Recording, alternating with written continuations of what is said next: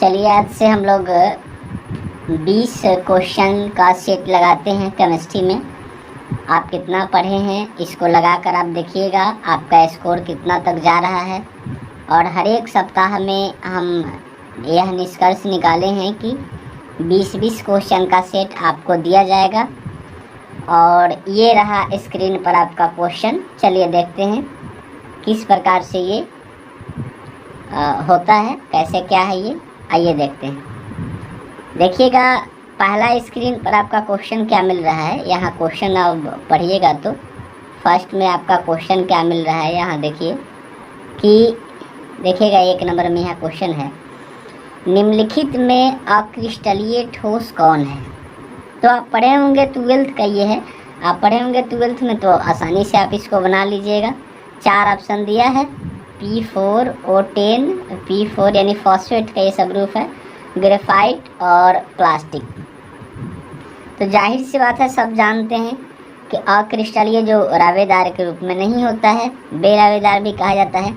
इसलिए आपका आंसर ये क्या हो जाएगा, यहाँ आपका आंसर हो जाएगा डी नंबर, यानी आपका आंसर जो होगा डी नंबर हो जाएगा। डी नंबर बिल्कुल सही आंसर है, डी नंबर। चलिए आगे बढ़ते हैं, आगे देखते हैं क्वेश्चन। इसका साइज थोड़ा हम बढ़ा लेते हैं। चलिए आगे क्वेश्चन देखते हैं। पिंड केंद्रित घनाकार इकाई सेल में परमाणु की संख्या होती है। तो देखिएगा 3 चीज़ें आपको मिलेगा।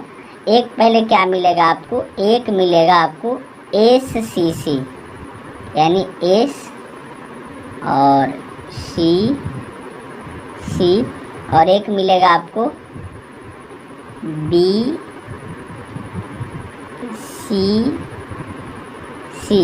और एक मिलेगा FCC, यानी ये 3 चीज़ मिलेंगे, SCC, BCC, FCC। SCC जो है इसका मतलब होता है कि सिंपल सेंटेड सेल, हिंदी में बोलते हैं सिंपल सेंटेड सेल, इसको बोलते हैं बॉडी सेंटेड सेल, और इसको बोलते हैं जो सतह पर होता है यानी फलक केंद्रित सेल। तो इसमें जो परमाणु की संख्या होती है, इसमें होती है परमाणु की संख्या 1 और BCC में होती है परमाणु की संख्या 2 और FCC में होती है परमाणु की संख्या 4। इसको थोड़ा अच्छा से हम लिख देते हैं। FCC में परमाणु की संख्या, दोनों में हम सब में लिख दे रहे हैं फिर से। इसमें 1, BCC में 2 और FCC में 4 होता है। यानी इसका ऐसे हम ट्रिक बता चुके हैं, आप देख भी सकते हैं। 1 2 का 4 ट्रिक क्या याद रखिएगा, 1 2 का 4। तो देखेंगे क्वेश्चन में क्या कह रहा है कि बॉडी केंद्रित सेल यानी BCC का है, तो इसका आंसर क्या हो जाएगा आपका, इसमें कितना होता है, 2 होता है। तो यहाँ आप लगा देंगे पिंड केंद्रित सेल में कितना होता है परमाणु की संख्या, तो 2 लगा देंगे, यानी आपका सही आंसर 2 हो जाएगा, यानी A नंबर। चलिए 3 नंबर में आते हैं। कह रहा है कि घनाकार, यहाँ क्वेश्चन देखिए, कह रहा है कि घनाकार क्रिस्टल में ब्रेबेज जालकों की संख्या होती है। तो ब्रेबेज जालक ने 1848 में जालक की संख्या कितना बताई थी, 14, इसलिए इसका आंसर डी हो जाएगा। आप लगाते चलिए, अपना भी स्कोर आप देख लीजिएगा। चलिए चौथा में देखते हैं, निम्नलिखित में किस दोष के कारण क्रिस्टल में घनत्व में कमी आ जाती है। यानी किस दोष के कारण क्रिस्टल के घनत्व में कमी आ जाती है। तो सिंपल बात है यहाँ कि शॉर्टकी दोष के कारण आती है। आप शॉर्टकी दोष के बारे में पढ़े होंगे। शॉर्टकी किस दोष के कारण, शॉर्टकी दोष के कारण। शॉर्टकी दोष क्या होता है, तो ये देखिए ये क्या होता है, ऋणायन और धनायन अपने मूल क्रिस्टल को छोड़ के ये हट जाता है, यानी गायब हो जाता है। तो वहाँ जो रिक्तियाँ उत्पन्न होती है, वहाँ रिक्तियाँ, उस रिक्तियाँ को ही हम क्या कहते हैं, शॉर्टकी दोष कहते हैं। फ्रेंकेल दोष में क्या होता है, दूसरे में जाकर फंस जाता है, लेकिन ये इसमें घनत्व से कोई मतलब नहीं होता है। फ्रेंकेल में अंतराकाशीय में क्या होता है कि जो अंतरा आणविक के बारे में बताता है, और F केंद्र क्या होता है आपका, तो यह अयुग्मित इलेक्ट्रॉन द्वारा भारी रिक्तियों, ध्यान रखिएगा, यह अयुग्मित इलेक्ट्रॉन के द्वारा भारी रिक्तियों को, यानी जो ऋणात्मक के रूप में होती है, भारी ऋणात्मक रिक्तियों को व्यक्त करता है। और इसका एक और पूछता है कि एफ केंद्र क्या करता है, तो क्रिस्टल के रंग को प्रदान करता है। ध्यान रखिएगा, इसको हम यहाँ कर दे रहे हैं। क्रिस्टल के रंग को बताता है, रंग को बताता है, क्रिस्टल के रंग को बताता है, रंग बताता है। ये क्रिस्टल के रंग को बताता है। चलिए आगे आते हैं, 5वां नंबर में देखते हैं। 5वां नंबर में क्या क्वेश्चन कर रहा है, मोलरता को व्यक्त किया जाता है। देखिएगा, दो चीज़ एग्जाम में आपको बहुत मिलेगा, एक मोलरता और एक मोलैलिटी, जिसे मोललता कहते हैं। तो अगर आपसे कहता है कि मोलरता को व्यक्त करते हैं, तो मोलरता को व्यक्त करते हैं मोल प्रति लीटर में। किसमें करते हैं जी, मोल प्रति लीटर में। तो इसलिए इसका आंसर ए नंबर हो जाएगा, इसलिए इसका आंसर ए नंबर हो जाएगा। और फिर एक चीज़ और अभी हम बताए हैं कि मोललता पूछ दिया आपसे, तो मोल प्रति केजी होता है, यानी किलोग्राम यहाँ। तो ये क्वेश्चन जो दिया है ये किसके लिए होता है, ये मोललता के लिए होता है, मोललता के लिए। चलिए हम लिख देते हैं मोललता के लिए।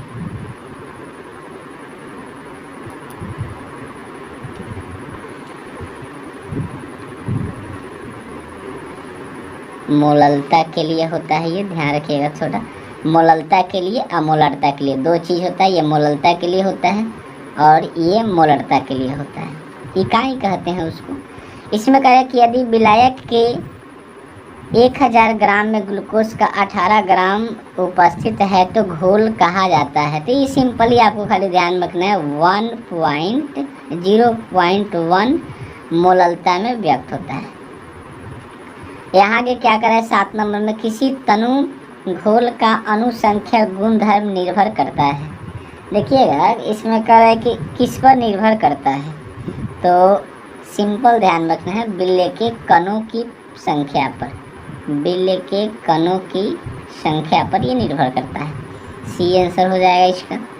आगे कह रहा है क्वेश्चन कि किसी विलयन के प्रसारण दाब को किस संबंध से व्यक्त किया जाता है, यानी कैसे इसको हम व्यक्त करते हैं। तो सिंपल पाई बटा सी इजकल टू RT, इसका ये होता है। और इसी सूत्र के द्वारा इसे हम व्यक्त करते हैं। प्रसारण आप पढ़े होंगे, प्रसारण प्रसरणी, तो उसमें आपको ये मिलेगा। आगे आते हैं, चलिए आगे देखते हैं क्वेश्चन। इससे भी अच्छा क्वेश्चन क्या है इसमें, विद्युत धारा की वह मात्रा जो कॉपर सल्फेट के घोल से 1 मोल कॉपर को मुक्त करता है। तो 1 मोल कॉपर को, इसका अनुभार आपको निकालने आएगा तो आसानी से समझ में आ जाएगा कि इसका 2 फैराडे होता है, और 2 फैराडे होता है। आंसर में यहाँ कर दी। अगर पूछेगा कि 1 फैराडे का मान कितना होता है, यानी 1 F का मान पूछ दिया, तो याद रखिएगा 96,500 कूलम के बराबर होता है। 96,500 कूलम के बराबर होता है। यहाँ ध्यान में रखना है, 96,500 कूलम के बराबर होता है।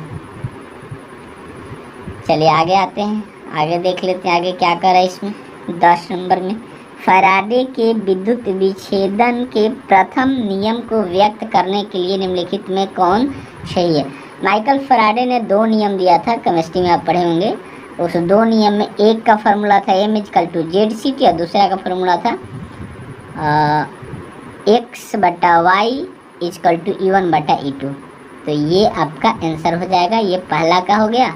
और दूसरा का पूछेगा तो आपको उसमें खाली ध्यान रखना है कि X/Y क्या था उसका, X/Y, और यहाँ इक्वल टू कर देते हैं,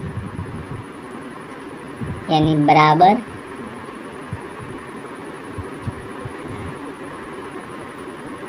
E1/E2।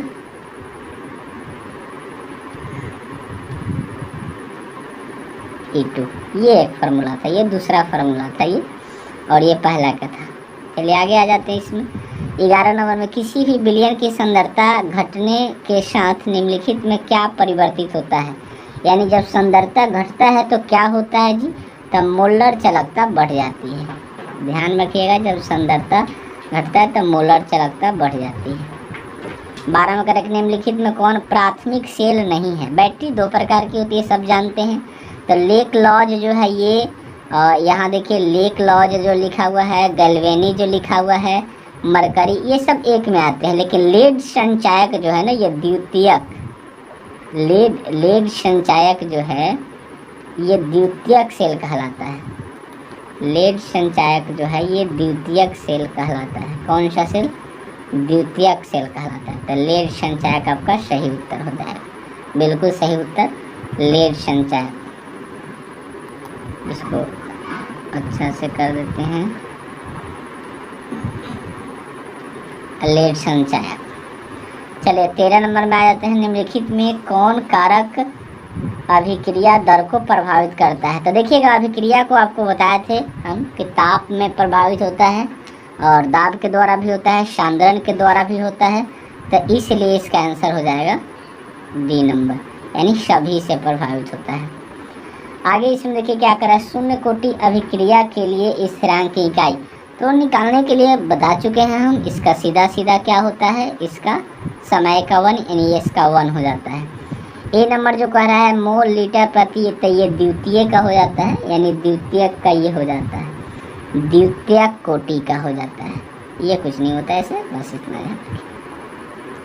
यदि कोई प्रथम कोटि अभिक्रिया 32 मिनट में 75% पूरी हो जाती है तो 50 मिनट में, मैथमेटिकल क्वेश्चन है, आप आसानी से निकाल सकिएगा। 32 को 3 भाग बांटेंगे और 3 भाग बांट के, जैसे मान लीजिए कि 100% होता है बराबर, तो 75 है जो 3 भाग है, यानी 25-25, तब 32 को 3 जगह बांटिएगा तो उसमें सर 50 के बराबर करना है। यानी जब 32 को हम 3 जगह बांटेंगे तो लगभग 10:30 के आसपास आएगा आपका, यानी 11 के पास, 11 के आसपास, थोड़ा सा नीचे रहेगा। यानी इसका कितना होता है, 16 मिनट। इसका एग्जैक्ट जो होता है 16 मिनट होता है। चलिए आगे कह रहा है 16 नंबर में किसी भी अभिक्रिया के वेग प्रकार से व्यक्त किया जाता है किसके द्वारा। अभिक्रिया कोटि मान जो यहाँ दिया हुआ है, तो आपको बताया था कि जब यहाँ देखिएगा, यहाँ क्या दिया है, यहाँ देख रहे हैं कि 2 दे दिया है और यहाँ कुछ नहीं तो 1 मानेंगे, इसलिए इसको ट्रिक बताए थे आपको। तो ये क्या हो जाएगा आपका 3 हो जाएगा। अभिक्रिया कोटि क्या हो जाएगा, यहाँ 3 हो जाएगा। क्वेश्चन इंग्लिश और हिंदी दोनों में है, जो विद्यार्थी हो CBSE वाला भी कर सकता है इससे और बिहार बोर्ड वाला भी कर सकता है। यहाँ देखिए 17 नंबर क्वेश्चन, भौतिक अधिशोषण के लिए अधिशोषण की ऊष्मा होती है।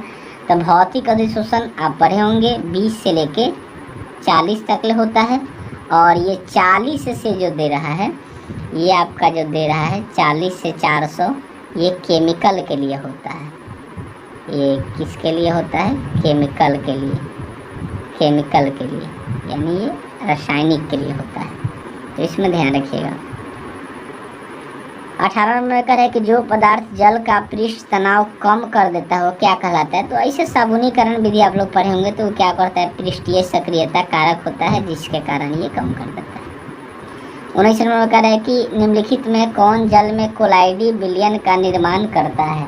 जल में कोलाइडी विलयन का निर्माण NaCl करता है, जिसको आप नमक भी बोलते हैं, साधारण नमक कहा जाता है। इसका सूत्र क्या होता है जी,